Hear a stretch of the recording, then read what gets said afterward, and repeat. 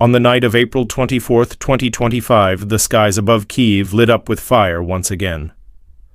Russia launched a brutal, coordinated assault on Ukraine's capital, ending a fragile 44-day ceasefire with terrifying force. Pow! Attack involved multiple waves of ballistic and cruise missiles, as well as Iranian-made Shatter drones. It targeted not only infrastructure, but homes, hospitals, and public spaces. The toll was devastating. At least 9 civilians were killed. More than 70 were wounded, entire families buried under rubble, entire lives changed forever. In seconds. Emergency services scrambled to respond as neighborhoods in central and eastern Kyiv were reduced to chaos. Firefighters battled blazes caused by fuel depot explosions. Medical workers treated victims in overcrowded hospitals running on backup power, and rescue teams worked through the night to dig survivors from the debris.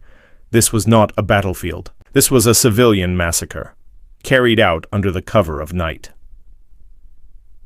The ceasefire, proposed unilaterally by Ukraine, had been an attempt to de-escalate the ongoing conflict, offer space for diplomacy, and give civilians a moment to breathe.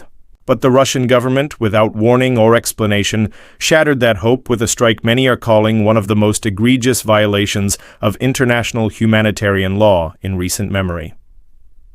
President Volodymyr Zelensky condemned the assault in a solemn address to the nation. He stood in front of a burned-out apartment building, with smoke still rising behind him. His words were quiet but firm. We offered peace, they offered missiles. He called on the international community for renewed support, not only in words but in weapons, sanctions, and immediate humanitarian aid. This attack did not occur in isolation. Across Ukraine, Russian forces also targeted Lviv, Dnipro, and Kharkiv with long-range artillery and drone swarms. Air defense systems intercepted many threats, but not all. And now, fears of a broader escalation are mounting, especially as reports emerge of additional troop buildups near the Belarusian border.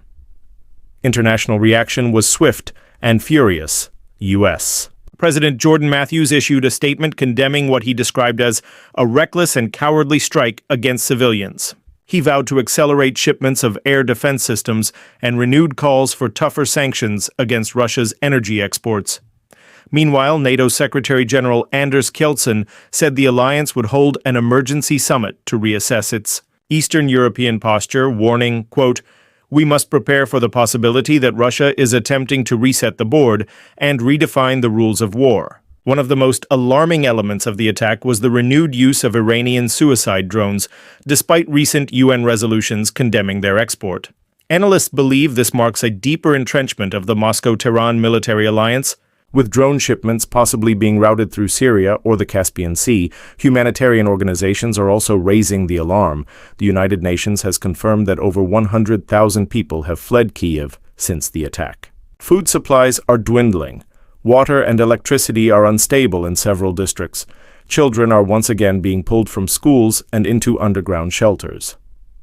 The Red Cross has declared Kyiv a crisis zone and is calling for immediate safe corridors to deliver aid and evacuate vulnerable civilians. Amid the devastation, Ukrainian citizens are showing their unshakable resilience in the city's central square, where smoke still hung heavy in the air. A woman played a haunting melody on a violin beside a destroyed church. Nearby, volunteers distributed bread and blankets, and parents held their children a little tighter, refusing to let fear define them. This is not just another news story. This is the face of modern war, where diplomacy is ignored, where civilians become targets, and where silence becomes complicity. As Kyiv counts its dead and prepares for what may come next, the world watches, some with outrage, some with worry, and some with growing determination to ensure that justice, support, and peace are not forgotten.